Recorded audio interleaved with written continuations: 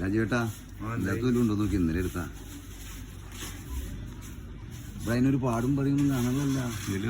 നിലവില് 10 പൈസ ഇല്ലൂടെ. ഇയാള് കിട്ടിയൊരു വീടുണ്ടായാ 2-3 ദിവസമായി 10 രൂപ കിട്ടിയിട്ട്. എന്തായാലും നടക്കട്ടെ, റിസൾട്ട് നല്ലോണം പറ്റേ, ലോട്ടറിയൊക്കെ അടിക്കട്ടെ, എല്ലാവർക്കും എന്തെങ്കിലും കിട്ടട്ടെ. ഓക്കെ ഒന്നും പ്രതീക്ഷിക്കണ്ട. പിന്നെ നമ്മളൊരു പണിയെടുക്കണ കാശിന്ന് 10-100 രൂപ കൊടുത്ത് 2 ടിക്കറ്റ് എടുക്കുക. അതായത് സാധാരണക്കാരൻ പോയിട്ടിരിക്കാണ് ഇതുകൊണ്ട്.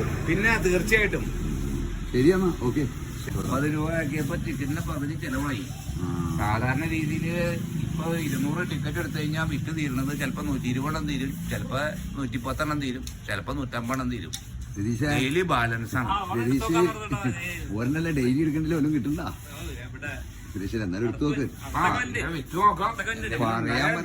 പറയാൻ പറ്റില്ല, നമുക്ക് എങ്ങനെയാന്ന് പറയാൻ പറ്റില്ല.